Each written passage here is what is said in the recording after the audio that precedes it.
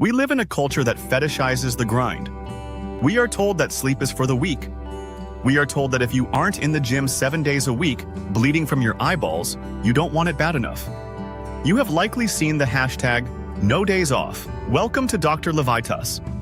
I am here to tell you that no days off is not just bad advice. It is a physiological sabotage. The viral truth is that you do not grow in the gym. The gym is where you break yourself down. The gym is the demolition site. The growth, the actual building of the muscle tissue that you look for, happens exclusively when you are doing absolutely nothing. Specifically, when you are asleep. Today, we are going to dismantle the myth of the daily grind.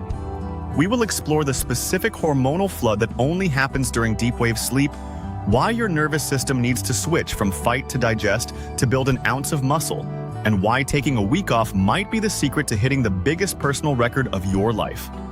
And please take a second to like the video and leave a comment. Your engagement is a huge help to the channel. Let's start with the biology of the pillow. What actually happens when you close your eyes? Sleep is not a passive state. It is an active metabolic process. Specifically, we are interested in stage 3 non-REM sleep, also known as slow wave sleep. During this deep phase, your brain activity slows down to delta waves. This specific electrical frequency acts as a trigger for the pituitary gland. It signals the release of human growth hormone.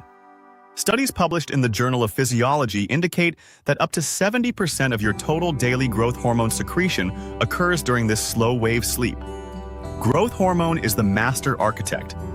It tells your liver to produce IGF-1, which repairs the micro tears you created in the gym. If you cut your sleep to 5 hours, or if you hit the drinks and skip the deep sleep phase, you miss the pulse.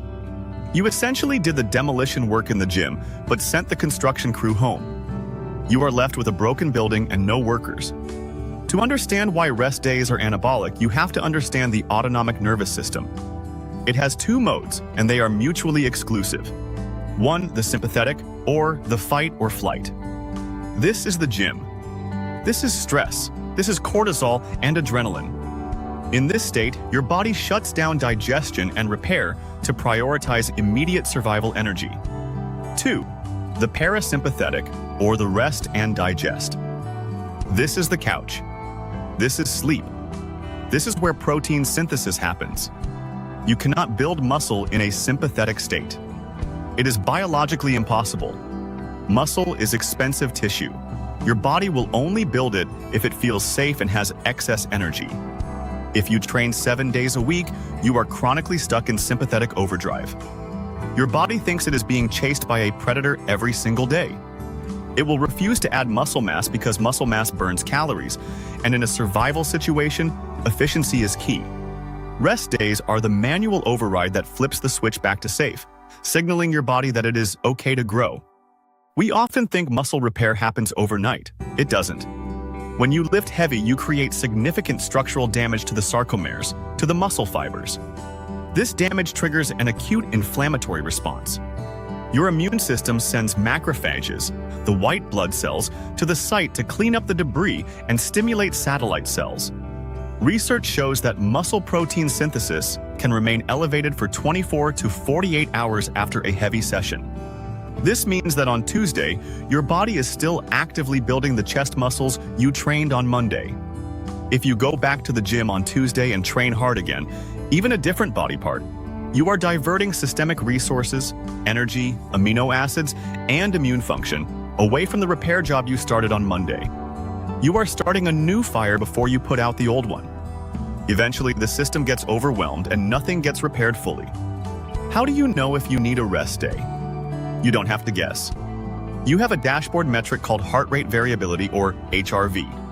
HRV is the variance in time between your heartbeats. A metronome heartbeat, boom, boom, boom, means low variability.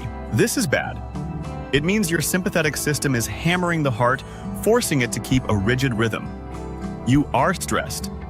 A variable heartbeat, boom, boom, boom, boom, means high variability. This is good. It means your parasympathetic system is agile and responsive. You are recovered. If you wake up and your HRV has plummeted, say 20% lower than your baseline, your body is screaming at you. It is saying, I am still processing the stress from yesterday, please wait. If you ignore this and train anyway, you are digging a hole. You are entering the junk volume zone where you are doing work, but your body lacks the capacity to adapt to it. Here is the thing that scares people out of taking rest days. I feel small when I don't pump.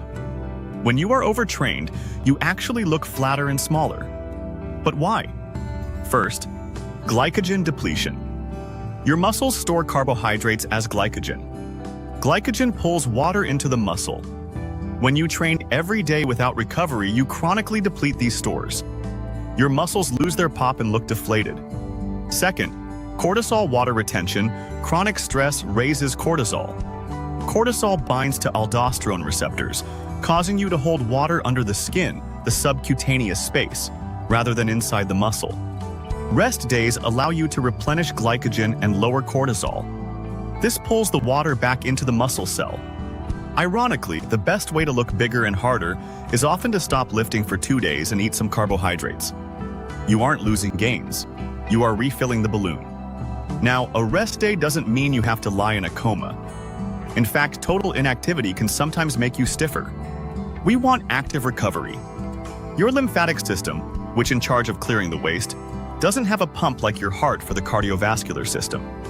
It relies on muscular contraction to move fluid.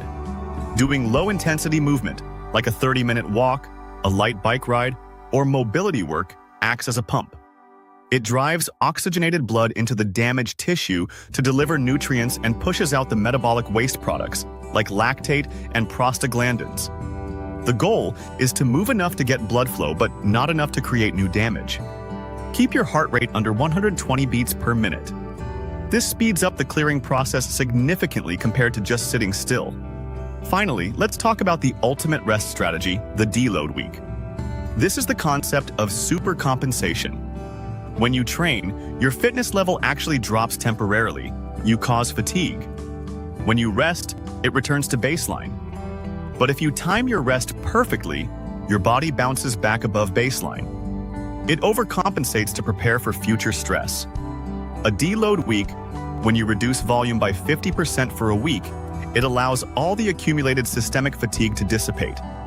Your connective tissues heal, your hormone receptors resensitize, and your glycogen supercompensates. Almost every world record ever set was done after a period of rest, not in the middle of a heavy training block. You have to pull the slingshot back, you have to rest, to shoot the rock forward and find a new personal record. Here is the doctor's verdict: sleep your way to the top. The gym is the stimulus. The kitchen is the fuel. But the bed is the factory. If you are training hard but look the same as you did last year, the problem isn't your lack of effort. It's your lack of recovery. You are breaking down a building faster than you can lay the bricks. Stop wearing your exhaustion as a badge of honor. It's not a badge, it's a barrier. Have the discipline to rest as hard as you train. Let's grow. I'm Dr. Levitas, helping you work smarter, not just harder. Watch this video suggestion. It was especially picked for you. Also share, comment, give it a thumbs up, subscribe, and hit the bell icon. It helps a ton with the algorithm. Remain tuned for future videos to empower your health and fitness journey. So, stay healthy, stay happy, and keep going.